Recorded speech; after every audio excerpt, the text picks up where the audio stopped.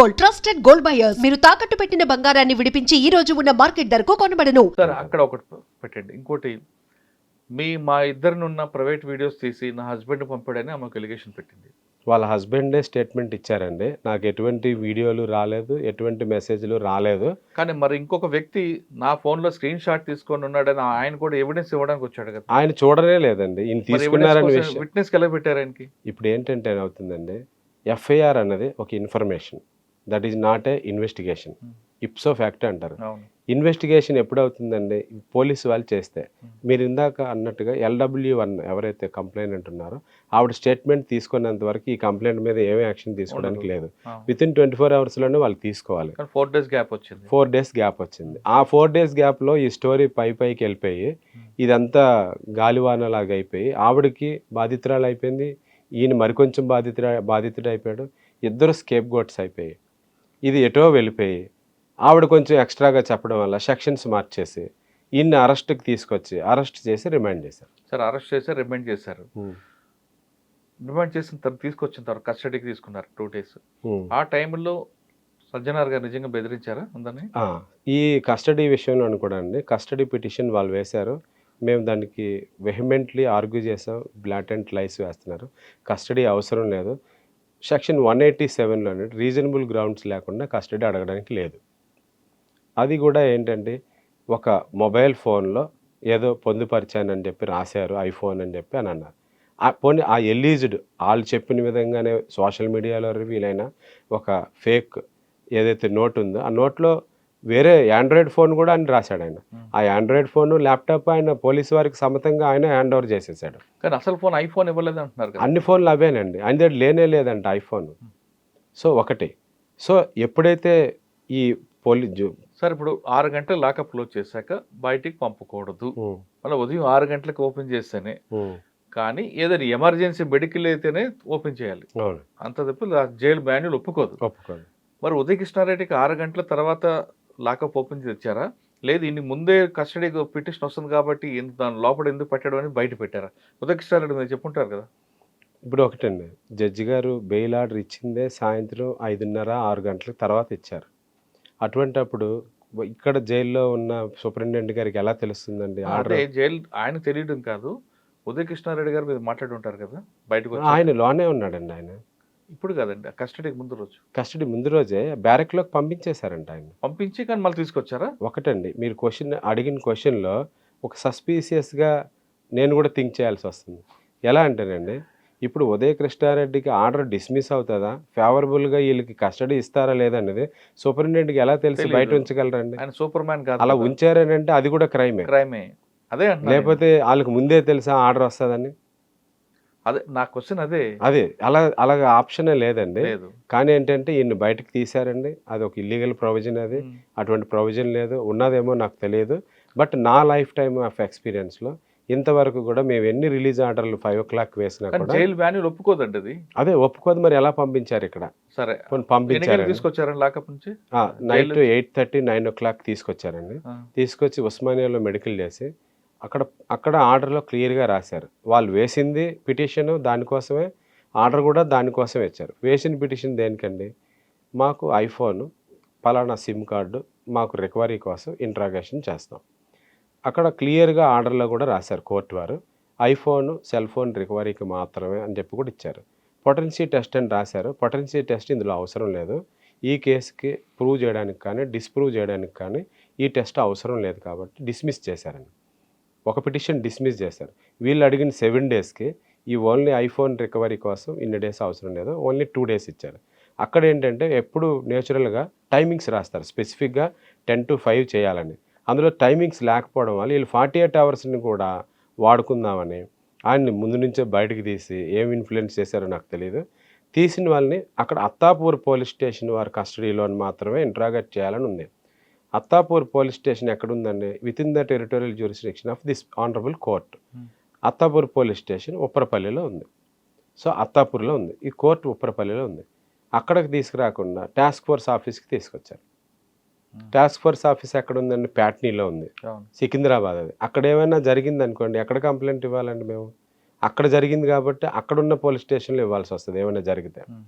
మేము అమరావతి హైకోర్టు నుంచి రిటర్న్ అవుతా వస్తున్నాం మేము మా కొలీగ్స్. వీళ్ళు ఫోన్ చేశారు, సార్ మీరు రేపు తీసుకొస్తారన్నారు, వీళ్ళు ఈరోజే తీసుకొచ్చేసారు సార్, ఇప్పుడే మాకు తెలిసింది, మేము ఎందుకైనా మంచిదని ఆర్డర్ వచ్చింది కదా అక్కడ వెయిట్ చేస్తున్నాము, వీళ్ళు రాత్రి తీసుకొచ్చారు సార్, టాస్క్ ఫోర్స్ ఆఫీస్లో ఉందని చెప్పేసి అన్నారు.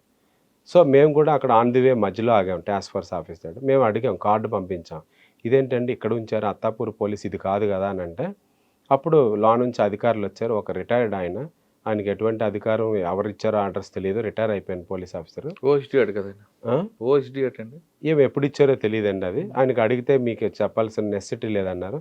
ఎప్పుడైనా ఒక ఇంట్రాగేషన్ ఆఫీసర్ ఆయన ఐడెంటిటీ కానీ ఆయనకు ఉన్న స్పెసిఫిక్ అథారిటీ కానీ చెప్పి తీరాలండి. అది ఒక కోర్ట్ ఆఫీసర్, మేము కూడా ఒక కోర్ట్ ఆఫీసర్గానే ట్రీట్ చేయాలి.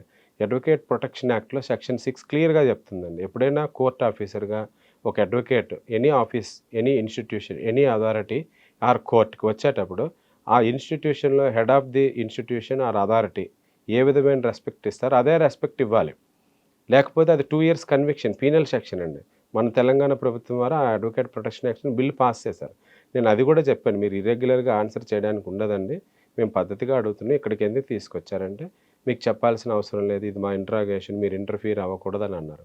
పద్ధతి కాదండి అంటే అప్పుడు డీసీపీ మేడం వచ్చారు. ఆవిడ నాకు తెలిసి ఒక జెన్యూన్ ఆఫీసర్ అండి, రూల్స్ ఫాలో అవుతున్నారు బాగా.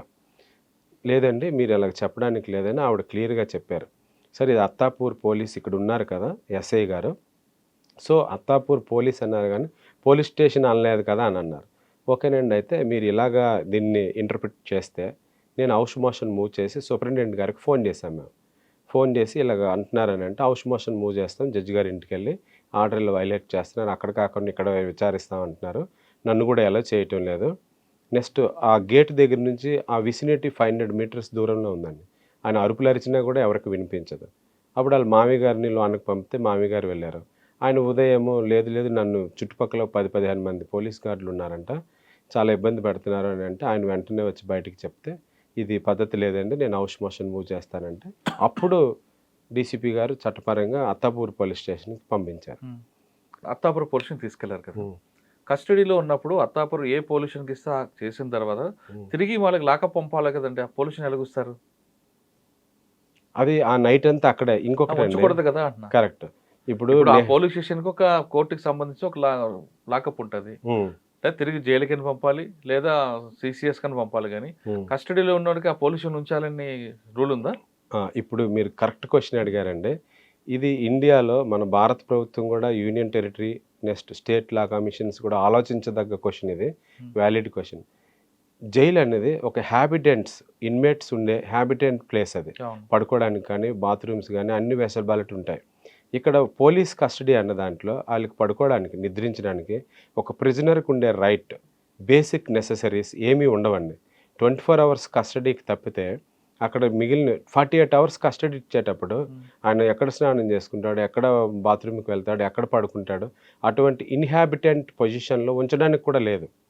నేను అది కూడా చెప్పాను, 10 to 5 చేయండి, ఇన్హాబిటెంట్గా ఉంటుంది పోలీస్ కస్టడీ అంత వాతావరణం అని చెప్తే అది భారత ప్రభుత్వం తీసుకోవాల్సిన నిర్ణయం అన్నారు. ఓకే, సెకండ్ క్వశ్చన్ అండి, సీసీ కెమెరాల మధ్యలో జరగాలి, అది మ్యాండేటరీ. ఇప్పుడు ఉదయ కృష్ణారెడ్డికి సీసీ కెమెరాలు బద్యం చేశారా, లేదు వాళ్ళకు నచ్చిన ప్లేస్లో కూర్చొని ఇంటరాక్షన్ చేశారండి? ఎగ్జాక్ట్ క్వశ్చన్ అండి. ఆ ఉదయ కృష్ణారెడ్డి చెప్పినప్పుడు కూడా మేడం జడ్జి గారు ఎవరైతే ఉన్నారో వాళ్ళు అడిగారు, మీరు ఇంట్రాగేషన్ ఎక్కడ చేశారంటే ఆ చేసిన ప్రాంతంలో సీసీ కెమెరా లేదు. ఇది క్లియర్ కట్ వైలేషన్ అనేది. Nupin Saxena versus union of India 2019లో సుప్రీంకోర్టు క్లియర్ గైడ్ లైన్స్ ఇచ్చారండి.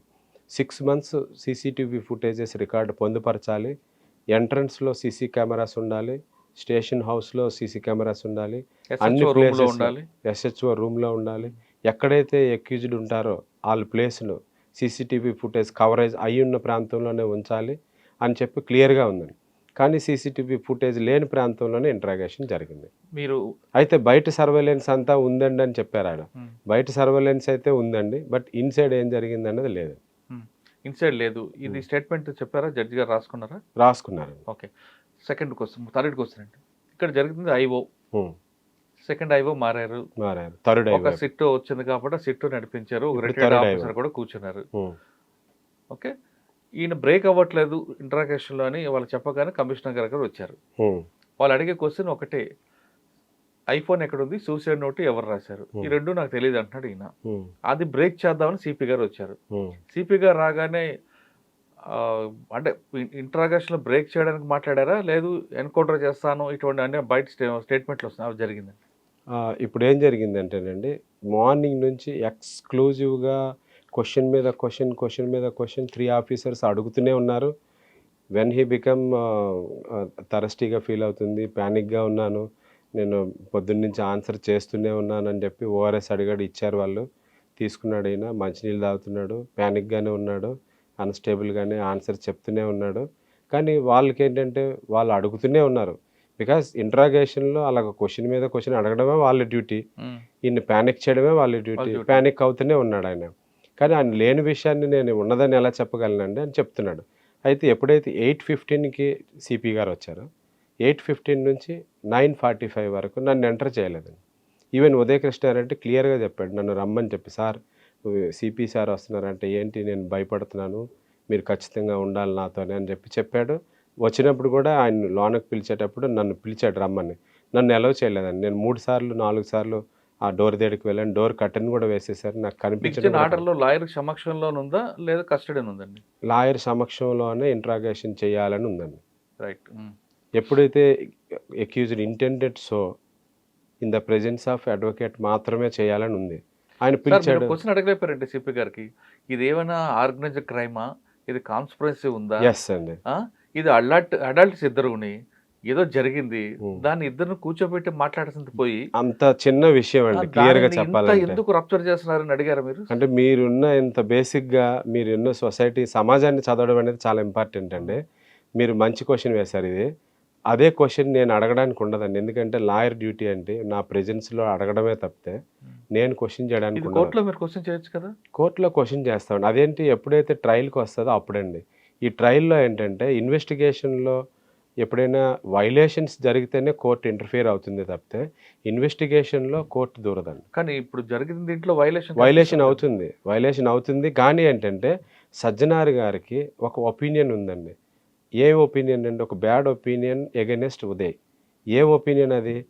ఏమయ్యా, ఎందుకు ఒక ఐపీఎస్గా ఉంటూ సూసైడ్ నోట్ పెట్టి సోషల్ మీడియాకి ఎందుకు ఇచ్చావు నువ్వు, అందరికీ వస్తుంది అది అని పెడితే, సార్ నేను ఇవ్వలేదు సార్, నేను ఇది పేపర్లోని టీవీల్లో చూసి నేను ప్యానిక్ అయ్యి నేను అపస్మారక స్థితికి వెళ్ళాల్సి వచ్చి నేను అప్సెట్ అయిపోయి హాస్పిటలైజ్ అయ్యాను, అది నేను ఇవ్వలేదు, ఎవరు ఇచ్చారో తెలియదు. నేను ఇవ్వలేదు అంటున్నాడా, నేను రాయలేదు అన్నాడు? కాదండి, అసలు సోషల్ మీడియాకి ఫస్ట్ బిగినింగ్ ఈయన అనుకుంటున్నారు.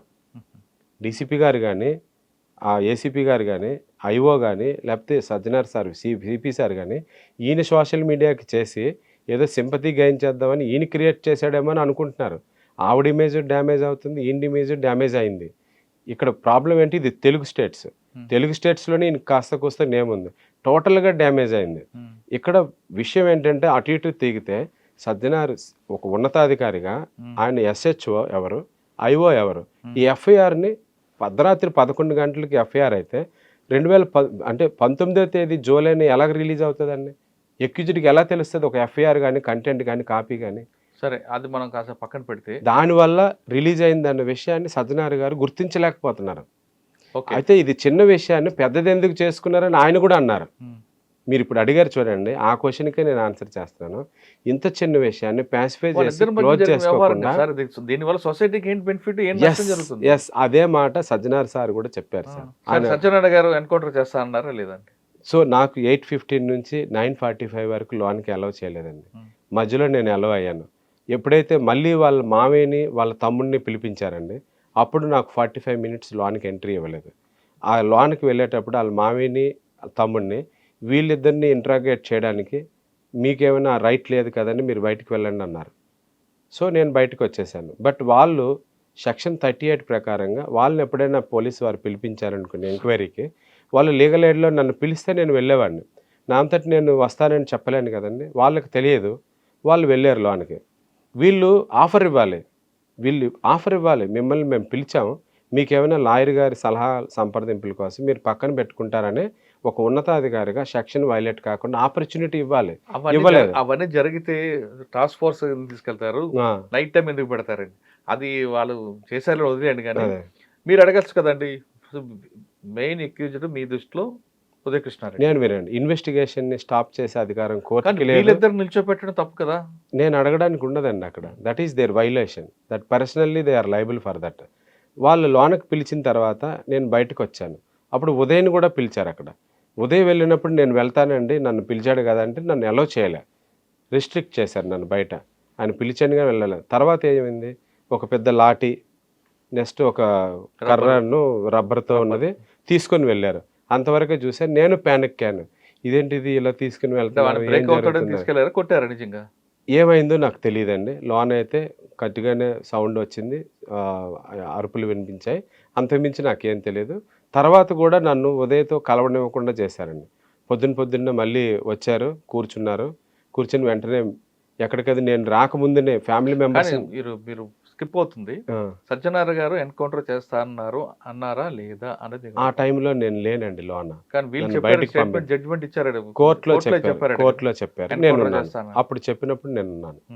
అదే ఏమన్నారు సజ్జనార్ గారు, చంపుతా అన్నారా, ఎన్కౌంటర్? లేదు, ఆయన ఏమన్నారంటే మీ తమ్ముడిది కూడా నేను ఏపీపీఎస్సీ క్యాడర్కి బ్లాక్ లిస్ట్లో పెట్టిస్తాను, నీది కూడా యూపీపీఎస్సీకి పెట్టిస్తాను, మీ అందరినీ లేపేస్తానని అన్నారండి. మా ఫ్యామిలీని కూడా టార్గెట్ చేస్తానని అన్నారు. నా ముందే నన్ను తిట్టారు, మా అమ్మని తిట్టారు అని చాలా బాధపడ్డాడు. ఆయన తిట్టినంత వరకు ఆయన ఏం బాధపడలేదండి. వాళ్ళ తమ్ముడిని, మేనమామ గారిని, ఏదో సమ్ వర్డ్ వాళ్ళ అమ్మగారిని కూడా, చనిపోయిన అమ్మగారిని కూడా తిట్టారని చెప్పి ఆయన ఏడ్చాడండి. అది సో ఆ విషయం అయితే కోర్టులో ఆయన చెప్తాడని కూడా నేను ఊహించలే. ఎందుకంటే నాకు నెక్స్ట్ డేన నాకు ఉదయ్తో కలిసే అవకాశం, ఆపర్చునిటీ చాలా తక్కువ ఉందండి. ఏం చేశారంటే, నేను నైట్ అంతా ఉండి నైట్ 1 గంట వరకు చేశారు కాబట్టి నేను 2 గంటలకి ఇంటికి వెళ్ళాను. తెల్లవారు నేను వెళ్ళడం లేట్ అయింది. వాళ్ళ ఫ్యామిలీ మెంబర్స్ని పెట్టాను. కోర్టులో ఆర్డర్లో clear instructions, counsel or family members అని ఉంది. ఫ్యామిలీ మెంబర్స్ని అలౌ చేయలే, నాకు ఇంటిమేట్ చేయకుండా ఫ్యామిలీ మెంబర్స్ని అలౌ చేయకుండా సీన్ రీకన్స్ట్రక్షన్ అని, పార్ట్ ఆఫ్ ఇన్వెస్టిగేషనే కదండి, ఇంట్రాగేషనే, సీన్ రీకన్స్ట్రక్షన్ అని ఎక్కడికో తీసుకువెళ్ళిపోయారు. నేను ఫోన్ చేశాను ఎస్హెచ్ఓ గారికి, సార్ ఎక్కడ ఉదయం బయటికి తీసుకెళ్లారంట, ఫ్యామిలీ మెంబర్స్ని అలౌ చేయలేదని అంటే, వాళ్ళు ఏమంటారు, మీకు చెప్పాల్సిన పనే ఉంది, మా ఇష్టం, సీన్ రీకన్స్ట్రక్షన్లో మీరు ఉండకూడదు అన్నారు. ఏమంటే రీకన్స్ట్రక్షన్ ఎన్పిఏకి తీసుకెళ్లారు అనుకుందాం అండి. తీసుకెళ్లారు, అలౌ చేయలేదు. మామూలు మాట్లాడు ఎన్పిఏకి, ఎందుకంటే అక్కడ జరిగిన సంఘటన, అక్కడ ఏం రికవర్ అవుతుందండి? అక్కడ ఏమీ ఉండదు. ఏం జరిగిందని, ఏదో మర్డర్ కేసు జరిగిందా? అది ఏమీ ఉండదు. ఇద్దరి మధ్యన ఆర్గ్యుమెంట్స్, లేదా టెక్నికల్ ఎవిడెన్స్ కావాలనుకుంటే ఫోన్లు అవి. ఇంకొక విషయం అండి, అంటే ఆయన భయపెట్టాలనే ఉద్దేశమే జరిగిందండి ఇందులో. అది ఎందుకు తీసుకువెళ్ళారు అన్నది మీరు ఇంకొక రకం కూడా ఆలోచించవచ్చు. ఇప్పుడు ఆ రూమ్ని జూలై 17నే డిఫర్ అయ్యాడు, ఖాళీ చేయించేశారు. ఖాళీ చేసిన రిపోర్ట్ ఎన్పిఓ వారు రాసుకొని వీడియో తీసి ఈయన్ని పంపించేశారు. ఏదో నెయిల్ కట్టర్ ఉందని చెప్పి మధ్యలోనే ఎప్పుడో ఈయన లేని సమక్షంలో నెయిల్ కట్టర్ని కత్తి అని చెప్పారు, అయిపోయింది. అయితే నాకు ఇంటిమేట్ చేయకుండా వెళ్ళిపోవడం, ఫ్యామిలీ మెంబర్స్ అలౌ చేయకపోవడం, ఎక్కడున్నారంటే మీ అవసరం లేదని చెప్పడం, దాన్ని ఏమవుతుందంటేనండి, ఈ కేసులో సిపి సారు సజ్జనార్ గారు, ఆయన ఒక encounter specialist. So next day నాకు తెలిసింది ఏంటంటే, ఎన్కౌంటర్ చేస్తాం అది ఇదని నన్ను తిట్టారు రాత్రి అన్న విషయం నాకు నెక్స్ట్ డే వరకు తెలియదండి. ఎందుకంటే ఉదయ్తో నాకు కలిసే అవకాశం లేదు. ఎన్పిఏ నుంచి తెచ్చిన తర్వాత మళ్ళీ మెడికల్కి తీసుకెళ్ళిపోయారు. మెడికల్కి తీసుకొచ్చిన తర్వాత కోర్టుకి తీసుకొచ్చారు. నేను కలవడానికి కానీ ఏదైనా మాట్లాడడానికి కూడా అవకాశం నాకు తక్కువ ఉంది. అసలు లేదు. 2 days కస్టడీలో ఏం జరిగిన విషయం మేజిస్ట్రేట్కి చెప్పారా? చెప్పాడండి. ఆయన రికార్డ్ చేసుకున్నారు. దానికి వాళ్ళు ఎక్స్ప్లెనేటరీగా ఒక మెమో కూడా ఇచ్చారు. మాకు కూడా ఒక రిటర్న్గా మెమో ఇవ్వమన్నారు. నేను ఇంక ఉదయం కలవలేదండి, కలిసిన తర్వాత రిటర్న్గా ఇద్దామని చెప్పి పంపించారు జైలుకి. మళ్ళీ ఇంకోసారి కస్టడీకి ఎంత తీసుకున్నారండి? ఇంకా పిటిషన్ వేశారు. ఇంకొకటి అండి, ఇక్కడ ఏంటంటే సెక్షన్ 187 BNSSలో రీజనబుల్ గ్రౌండ్స్ ఉంటేనే కానీ కస్టడీ ఇవ్వడానికి లేదు. That is a discretionary power of court, not mandatory. Directory కానీ మ్యాండేటరీ కాదు, అది డిస్క్రిషనరీ, విచక్షణ అధికారం ఉంది వాళ్ళకి. వాళ్ళు రీజనబుల్ గ్రౌండ్స్ చూపిస్తేనే ఇవ్వాలని